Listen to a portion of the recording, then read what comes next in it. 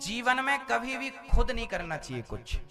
जो भगवान कर रहे हैं, जो आपके बारे में वो सोच रहे हैं, वो अच्छा है, बेहतर है।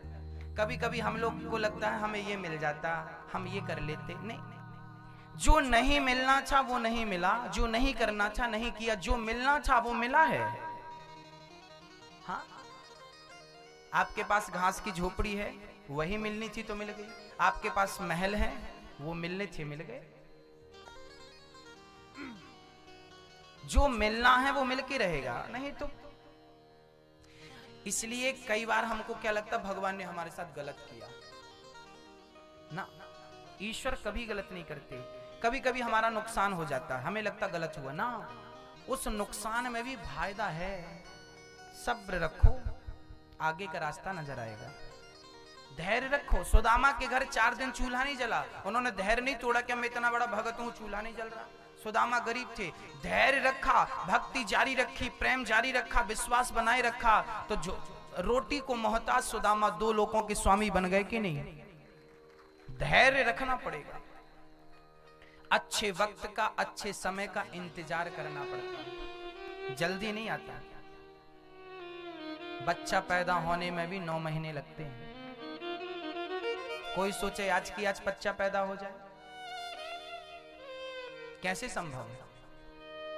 नहीं, उसको भी बनने में मां के गर्भ में 9 महीने का वक्त लगता है। यदि 7 महीने में, 6 महीने में बच्चे पैदा हो जाते हैं ना, तो उनके जीने की उम्मीद कम बचती है।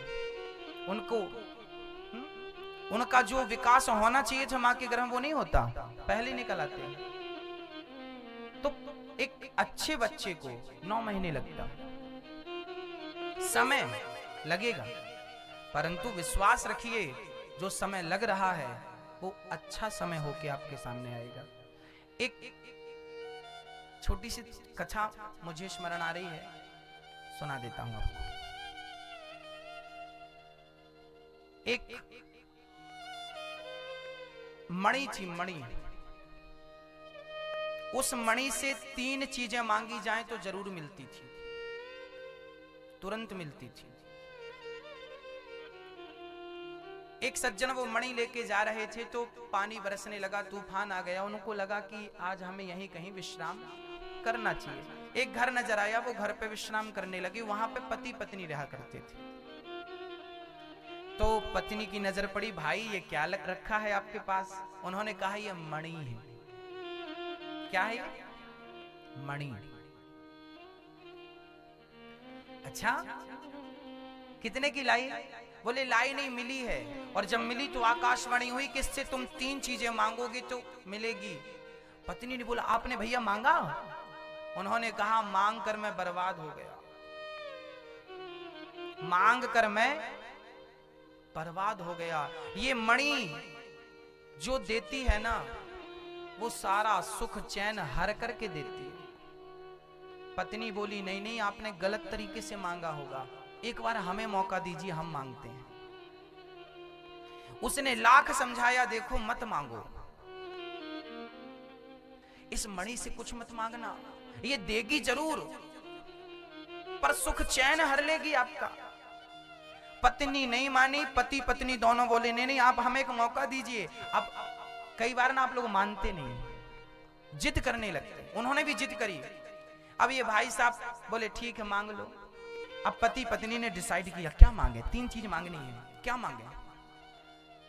पत्नी बोली आप बताओ, पति बोला आप बताओ, पत्नी बोली 1 लाख रुपए मांग लेते हैं। उस जमाने में 1 लाख रुपए बहुत होता था। लखपति, ये बहुत साल पुरानी घटना है। ये घटना है या कल्पना है, लेकिन इससे संदेश बढ़िया मिलेगा। बहुत पुरानी घटनाएं हैं, आजकल 20-50 करोड़ और वो 1 लाख। पत्नी बोली 1 लाख रुपए मांग लेते हैं। पति बोला ठीक है मांग लो। पत्नी ने कहा हे मणि जी, हमें 1 लाख रुपए मिल जाएं। कहा, मणि जमीन पे गिर गई। तुरंत 5 मिनट के भीतर दरवाजे पे किसी ने दस्तक दी। दरवाजा खोला, आपके लिए 1 लाख रुपए। किसने दिया है? बोले आपका बेटा सेना में था, शहीद हो गया है, शहीद हो गया है, उसके लिए राजा ने 1 लाख रुपए पहुंचाए हैं आपके लिए। अब तो मां छाती पीटने लगी, विधाता क्या किया? मेरा बेटा, बेटे के मरने के 1 लाख हैं ये, मिले तो, पर किस प्रकार से मिले? आपकी अनंत इच्छाएं, आपकी इच्छाएं ही आपके सुख चैन को हर लेती हैं। इस बात पर गौर कीजिएगा। अब दूसरा वरदान मांगना था। अब क्या मांगे? अब तो बेटा मर गया, अब क्या? अब मणि से मांगो, हे मणि जी मेरा बेटा मुझे लौटा दो। तुरंत दरवाजे पे दस्तक हुई। माँ मैं आ गया। माँ ने कहा कहाँ है बेटा तू?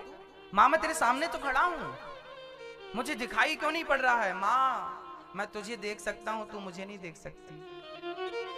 क्योंकि तब तक उस बच्चे का अंतिम संस्कार हो चुका था, शरीर जल चुका था, इसलिए उसका शरीर वापसी नहीं हुई, आत्मा बनके भटकने लगा।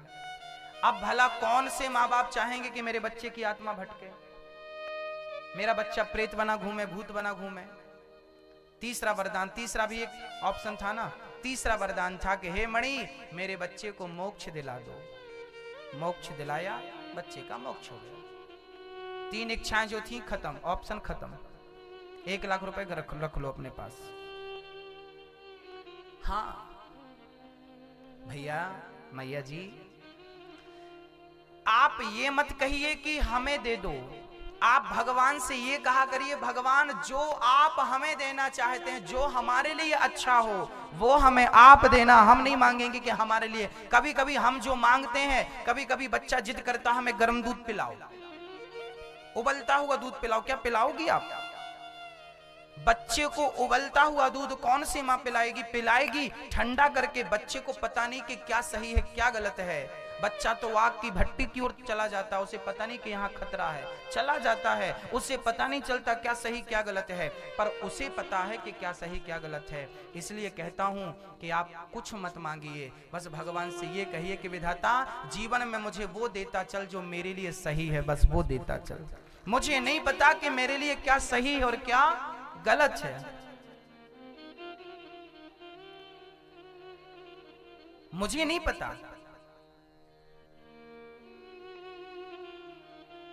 इसलिए भगवान से क्या मांगना है क्या नहीं मांगना हमें नहीं पता, क्योंकि हमें प्रेजेंट पता है, फ्यूचर पता नहीं है। हम आज को देखते हैं, आज को जानते हैं, कल को नहीं जानते, पर कल को वो जान रहा है ना।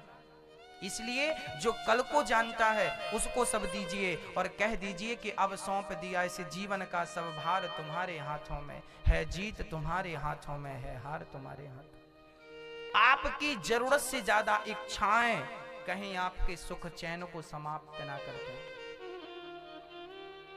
एक बार मैंने सुना कि एक माँ बाप ने अपने बच्चे से कहा कि बेटा कम से कम 99% लेके आना। प्रेशर दिया बच्चे को, लाना लाना लाना लाना लाना, बच्चा नहीं ला पाया, उसे लगा नहीं लाया अब कैसे मुंह दिखाऊं, आत्महत्या कर ली उसने, मर गया। एग्जाम के जब रिजल्ट आपने देखे होंगे तब ये केस अक्सर देखने को मिलते हैं। माँ बाप का टॉर्चर, माँ बाप की इच्छाएं बच्चे की जान ले लेती हैं। आपकी इच्छाएं बच्चे की जान ले गई कि नहीं? कि आपको 100 नंबर की कामना थी, बच्चे को अच्छे परसेंट से आप देखना चाहती थी, उस पे उसके दिमाग पे प्रेशर बना, मर गया कि नहीं? आपकी इच्छाएं, कभी ये मत कहिए कि हमें ये चाहिए। हाँ, कर्मण्येवाधिकारस्ते गीता कहती, अच्छा कर्म करते जाओ, अच्छी परवरिश देते जाओ, अच्छी शिक्षा देते जाओ, अच्छे संस्कार देते जाओ, फल भगवान पे छोड़ते जाओ, वो जो करेगा बढ़िया करेगा आपके लिए। अपनी जिद त्याग दीजिए। कभी कभी आपकी जिद के कारण आपका सर्वनाश हो जाता है, कभी कभी आपकी जिद के कारण आपके घर पे आग लग जाती है। मत करिए जिद, वो अच्छी नहीं है आपके लिए, आपके स्वास्थ्य के लिए, आपके परिवार के लिए, फिर भी कर रहे हैं। यदि मिलेगा, मेरी 5 किलो वजन उठाने की क्षमता है, 10 किलो लाद देंगे तो मर नहीं जाऊंगा।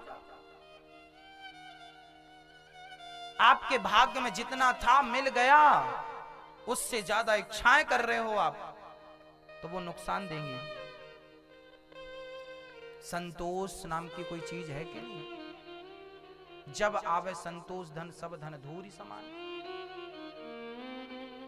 जो विधाता ने दिया बढ़िया है, मुझे मजदूर बनाया ना, शायद मैं इसी के लिए पैदा हुआ हूं। ठीक है, ईश्वर की मर्जी में समझौता क्यों नहीं कर लेते? मैं मजदूरी करता हूं, ठीक है भाई, मैं मजदूर हूं, खुश रहो ना अपनी लाइफ में। मैं डॉक्टर हूं, ठीक है, खुश रहो। इंजीनियर हूं, हाँ हाँ खुश रहो। मैं सड़क साफ करता हूं, मैं झाड़ू लगाता हूं, मैं झाड़ू लगाने वाला नगर पालिका की मेंबर हूं, मैं सवेरे से झाड़ू लगाती हूं, कोई बात नहीं ना। आपको इसीलिए ईश्वर ने भेजा है, जाओ कर्म करो अपना, यही तुम्हारा कर्म है। उस कर्म को ही पूजा मानिए। जहां हो बुरे नहीं हो, मेहनत करके 2 रोटी कमा रहे हो, अच्छे हो। पाप करके, चोरी करके करोड़ों कमाने वालों से आप अच्छे हो कि झाड़ू लगा रहे हो? कम से कम खून पसीने का तो खा रहे हो, मेहनत का तो खा रहे हो। ईश्वर ने जो दिया है आपको, फटी साड़ी दी है उसमें खुश रहो। 100 रुपए की साड़ी पहनने लायक हो ना, उसमें खुश रहो। क्योंकि खुशी 1000 की साड़ी पहनने से नहीं मिलती। क्योंकि खुशी गले पे मैं 5 लाख का हार पहन के घूमूं तो खुश हो जाऊंगा, खुशी मिल जाएगी। मेरी माँ, खुशी साड़ियों में नहीं है, खुशी धन दौलत में नहीं है, खुशी तो बस संतोष में है। मेरे पास जितना विधाता ने दिया बहुत है मालिक, तेरा धन्यवाद। मैं तो इसके भी योग्य नहीं था, कम से कम तूने देखने को आंखें तो दी हैं, चलने को पांव तो दिया है। अरे उन लोगों से पूछो जो लोग अंधे हैं, आप तो फिर भी देख रहे हो ना। उन लोगों से पूछो जो पांव की चप्पल हाथ में पहन के चलते हैं। कई लोगों को आपने देखा होगा पोलियो ग्रसित, भगवान करे बीमारी किसी को ना